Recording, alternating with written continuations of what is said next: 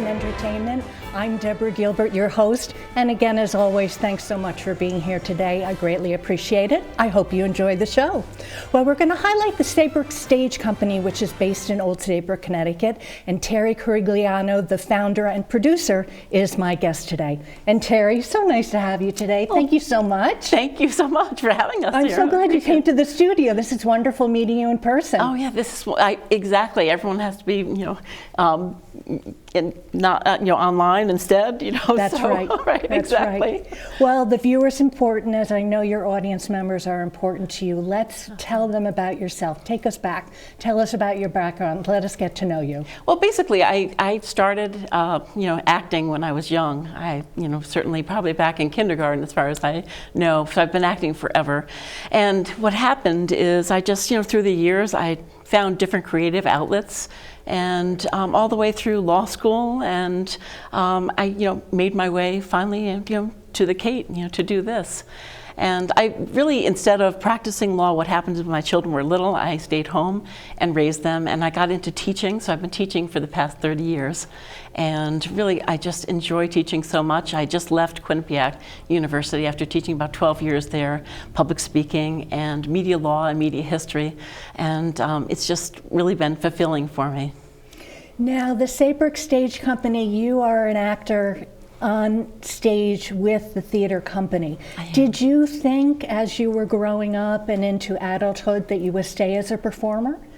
Yes, I always really enjoyed acting. I know it wasn't really in my mind to make a living at acting, but it was always something that was a creative passion of mine, so I just wanted to make sure I always had an outlet for that.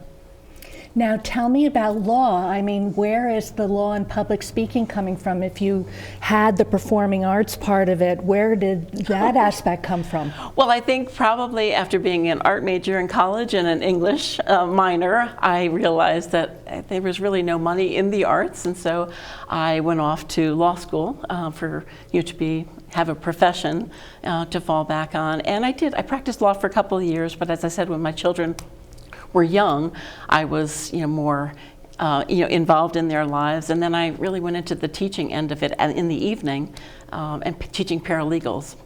So that's how I got into the teaching aspect of it, and then I realized I really enjoy that more than practicing, so that's what happened. The teaching, tell us about that. Is that something that's natural to you?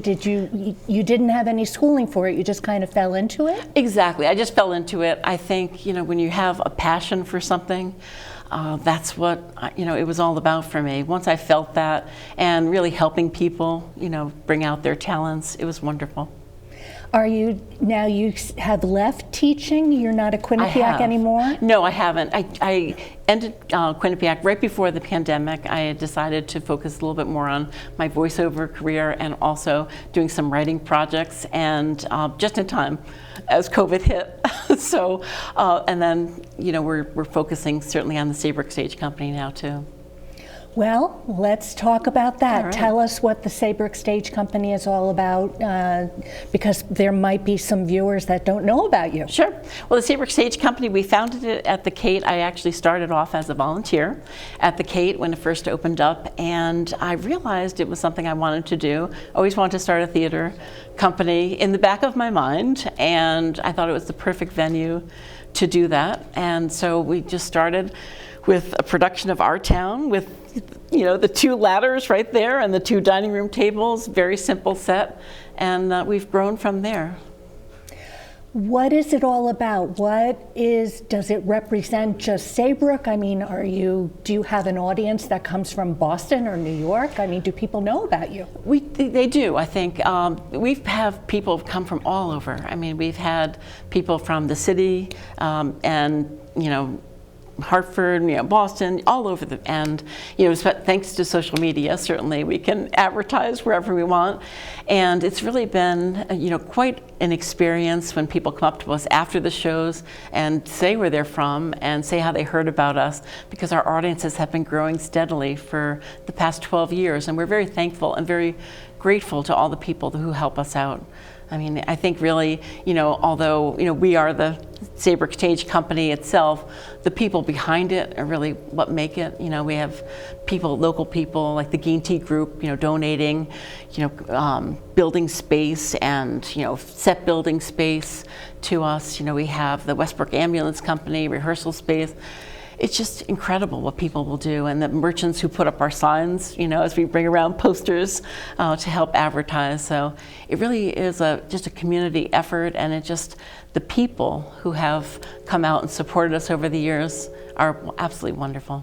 And I think people take that for granted, that there are a lot of moving pieces behind the scenes to put a play up to begin with. Absolutely, absolutely. There's a lot of moving parts to it, and to be at the Kate, what happens is our whole production, we have a week, we rent the Kate out for a week, and we do our set building and final touches or whatever, that's Sunday and Monday, and then we rehearse, we have our tech, and then we have our dress when we open that Thursday night. So it's a very, very intense rehearsal, period for that time frame. So. Now, the Kate is very famous. What made you decide to house the Saybrook? You're there twice a year, right? We are, right. What made you decide that the Kate was going to be the venue for you? Well, I think being there as part of a volunteer, effort in the beginning, I just, one day I realized that would be the ideal spot. I could have started out at a smaller theater, certainly, and much easier financially to do that.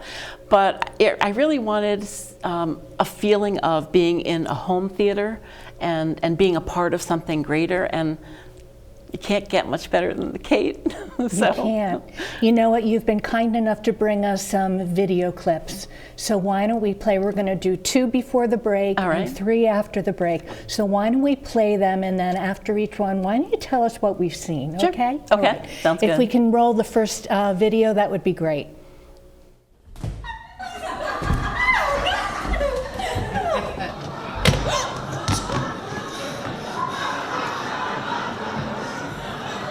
Okay.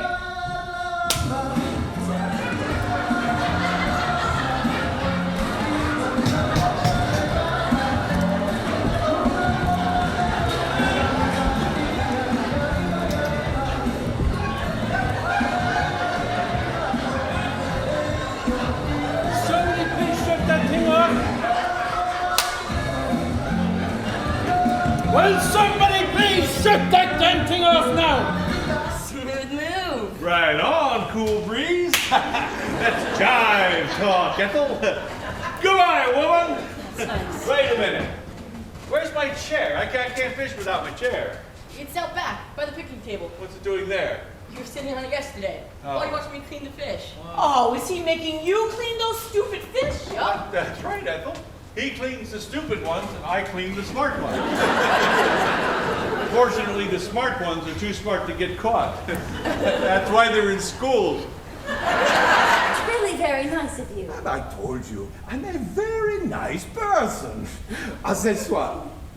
What's tonight at 10? Where's he going? Oh, don't forget about Friday. What's he doing in the bedroom? Wait, what about Friday?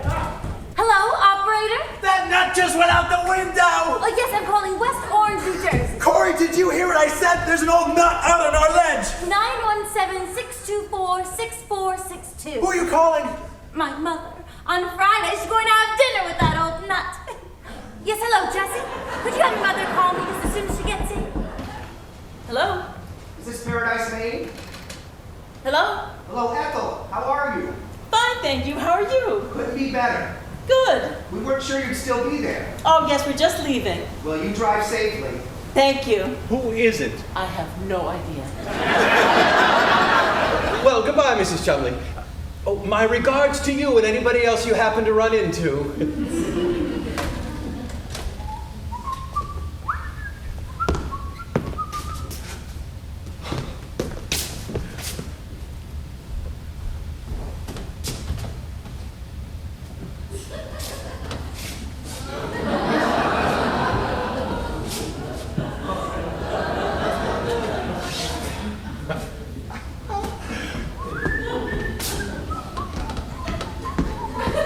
I wouldn't want to go on living if I just thought it was eating and sleeping and taking off my clothes. Oh!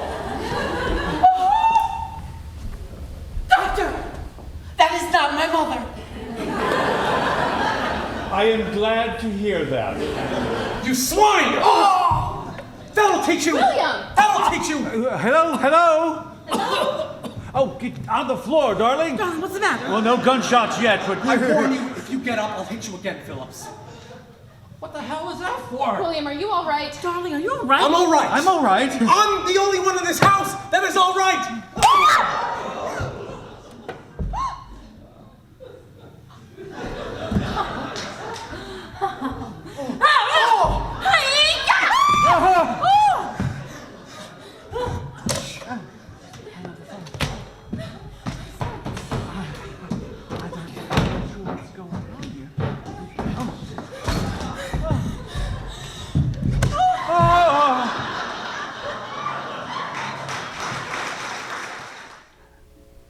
And Terri, that was great. Why don't you tell the audience what we just saw?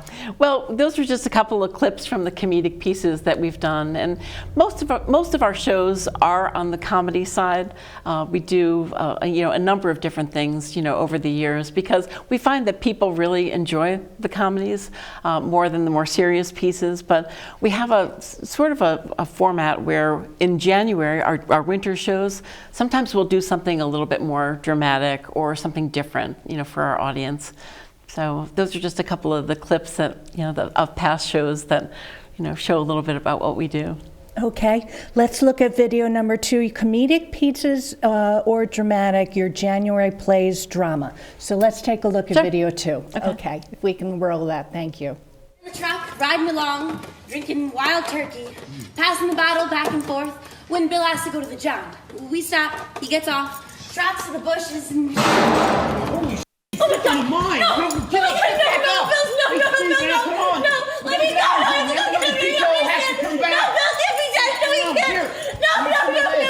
Stop it! If it wasn't for me, if it wasn't for me, That pretty shit thing will get you out of here! No! Take it to you and shut the up! I don't like what we've done. Selling the house, moving into the apartment, getting rid of the dog. I don't like it. I don't like sitting around watching television and fussing with the burglar alarm. I hate that. It's just like this, sitting in some strange motel room. It seems you're looking for an apology. Maybe they have apologized. You just haven't noticed it. An apology? You don't write a book because you want apologies, Trip. You write a book because of who you are. A person who writes books. And the only obligation I have is to myself. That's as far as it goes. I'm not a publicist, I'm not a hagiographer, I'm a writer. And this is my flawed version of what happened. I did not come here to be emotionally blackmailed and censored by two people who live very public lives and then hid in the desert. It's just a story. A story that you have told yourself and will now share for fame and money and... Please don't say I'm doing this for money. I have no interest in money, you know that. Yeah, because you're rich. Even if you don't take a cent from them, which is not strictly true because they did pay for the fancy hospital where you camped out for 6 months. I wasn't Cambridge. camping. Oh, no, the loons. They've come around to say goodbye. Oh, how nice. Just the two of them now. Little baby's all grown up and moved to Los Angeles or somewhere. Yeah. Let's go down. Hello, Golden Pond. We've come to say goodbye.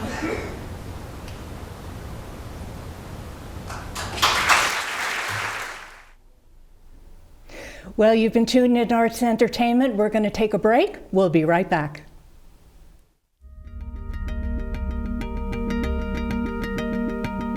Smart TVs and streaming services have taken over the television industry. VSC TV is proud to announce our presence on Apple TV and Roku to make watching your favorite shows even easier.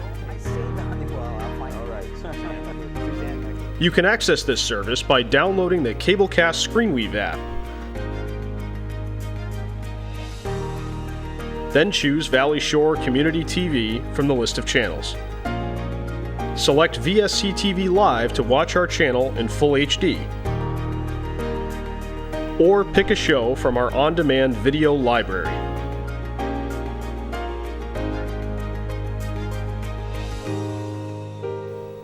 VSC TV is your local Connecticut Mid-Shore Valley digital connection. And welcome back to Arts and Entertainment. I hope you're enjoying the show. We're highlighting the Saybrook Stage Company, and Terri Corigliano, the founder and producer, continues to be my guest. And Terri, let's talk about COVID. I talk about it all the time because it deals with arts and entertainment. How did it affect your theater company? Well, it affected us, certainly. We had to put off our shows that we had planned. And I think in general, I think it affected us. We certainly missed the audience, and certainly audiences, I hope, missed us. And I know people felt a real loss in their lives for not having live theater, of course, across the country, across the world.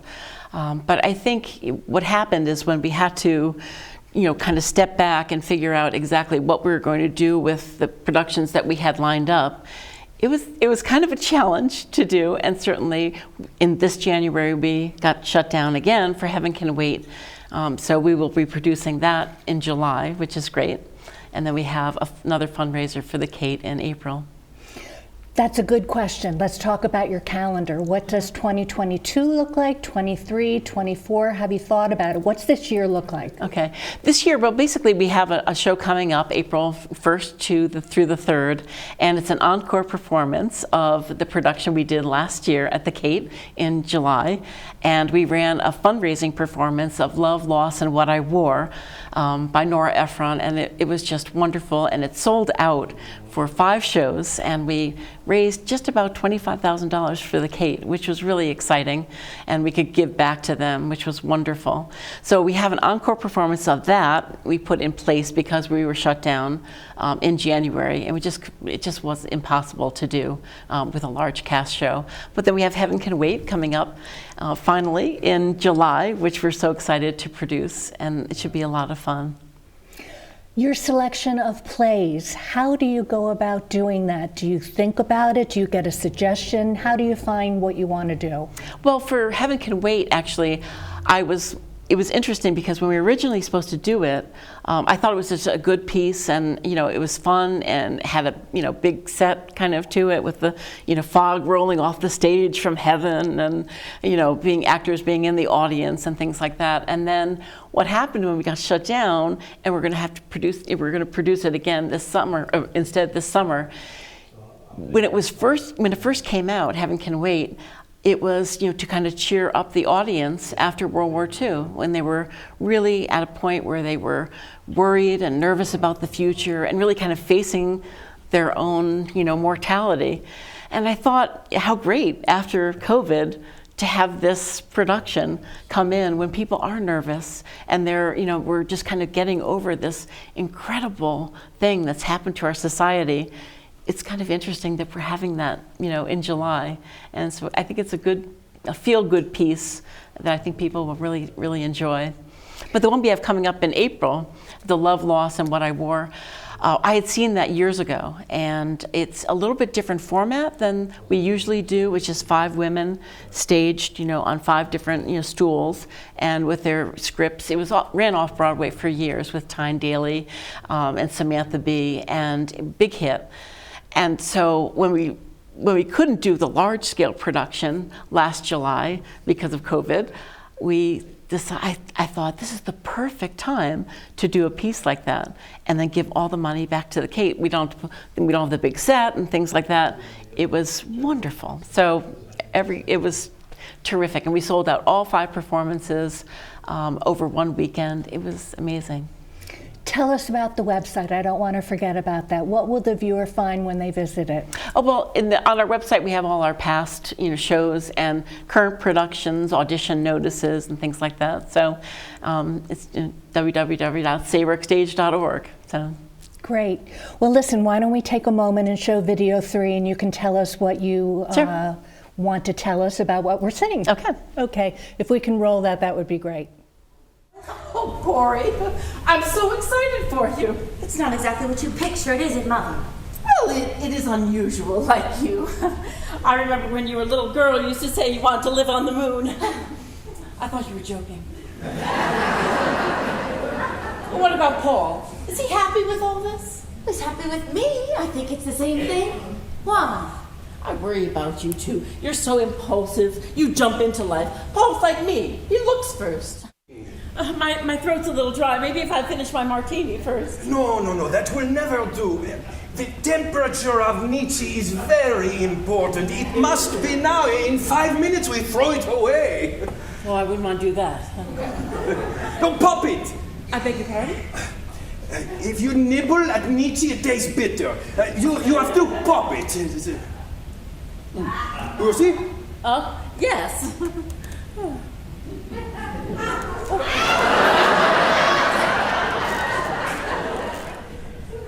I feel like we've died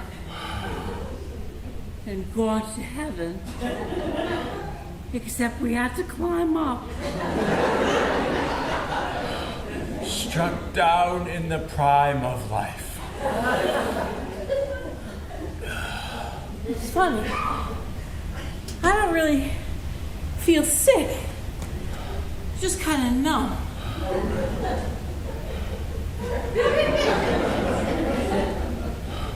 I can't make a fist.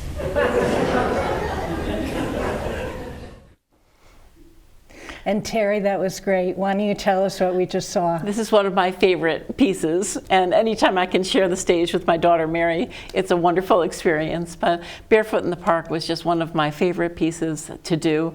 Lots of fun, and the audience just was so excited about it, and just a terrific production. It's a good comedy.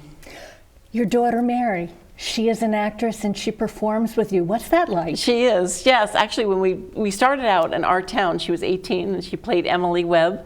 And then now she is an actor, director, and producer, and sketch comedy writer in Manhattan with her own show at the Asylum Theater and the Players Theater. So she's really doing well. It's just wonderful to have had that experience with her. And she kind of grew up with the Saybrook Stage Company. So it's been a lot of fun. Okay, we've got 2 more to roll, so I don't want to miss doing that. If we can roll the next video, that would be great. You'd be so pretty if you Lost weight. Gained weight. Didn't make faces. Fixed your nose. cut your hair, Combed your hair. Washed your hair. cut your hair out of your eyes. Stood up straight. Ate fruit. Put on a little lipstick. Took off all that makeup. Oh, honey, you look so beautiful. Just looking at you. I'm going to cry. My little baby's all grown up. You're so pretty. Do you know how pretty you are? You're pretty enough for all normal purposes. Is that what you're wearing? Are you wearing that deliberately to annoy me? Never wear white before Memorial Day. Never wear white after Labor Day. Never wear white. You're much too young to wear black. Never wear black pants with a white shirt. Or you'll look like the caterer's help.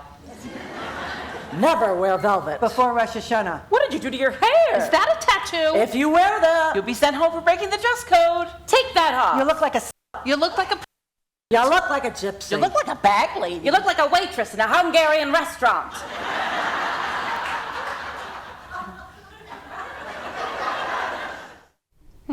And Terri, that was hysterical. Tell us what we just saw. That was a little clip from Love, Loss, and What I Wore, which is our encore that we're doing in April 1st, 2nd, and 3rd at the Cape. And that was a clip from our July show last year. And it's just a wonderful piece, very geared toward women and all of the clothes that they've worn over the years and the stories that go with them. This last one is very poignant. This is a thank you video, and I think that we should show that as we start to run out of time. Okay. I don't want to miss it. Sure. So if we could roll the last video, that would be great. Okay. People often tell us how grateful they are that the Saybrook Stage Company is part of the Shoreline artistic community, and we're so happy to be a part of the Kate and to be able to produce live theater in such a beautiful venue in the perfect New England town. But Saybrook Stage Company has given us so many things in return over the last 12 years. The friendships we've made and the professional connections and opportunities that present themselves to us just keep growing every year. We may run the Saybrook Stage Company, but the success of it is the combined efforts and passions of countless talented, energetic people.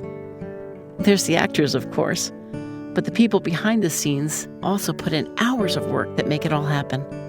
There are directors, set designers, lighting designers, set builders, stage managers, costume designers, hair and makeup designers, prop masters, and stage crew. And the local support of businesses in the area like the Gainty Group, who willingly donate rehearsal and set building space, and the Westbrook Ambulance Association. It's a labor of love for all of us.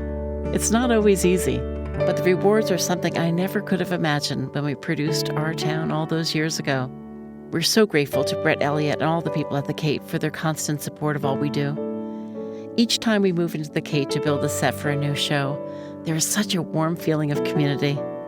If you're an artist that's lucky enough to perform at the Cape, it doesn't matter where you're from. LA, New York, Chicago, Hartford, or right here in our own backyard. While you're there, you too feel as if the theater's your home. Here's to you, Kate. I hope we make you proud. And it's lovely that you've put together a thank you video so that people get to understand about the theater company, but also about the Cape. Tell us about that. It's really just such a combined effort of so many people that I really wanted to kind of put a thank you out there for everyone who's been a part of it since the beginning. We wouldn't be where we are today without so many people, and the talent and the creativity that they've willingly and openly shared with us is just amazing. Well, we've run out of time, so I want to thank you so very much for being here today. It's been a pleasure. Oh, thank you so much for having me. I appreciate it. And I wish you a very successful season of this year as well as onward. Thank you so much. And to my viewers, if anybody would like to volunteer, or if you think you'd be a great guest for the program, I'd love to have you. Please contact me at artsandentertainment@mail.com. Well, that's it for me. I hope you enjoyed the show. I'm Deborah Gilbert. You have been tuned into Arts and Entertainment. Hope you have a super day. Thanks again for tuning in. I'll see you next time.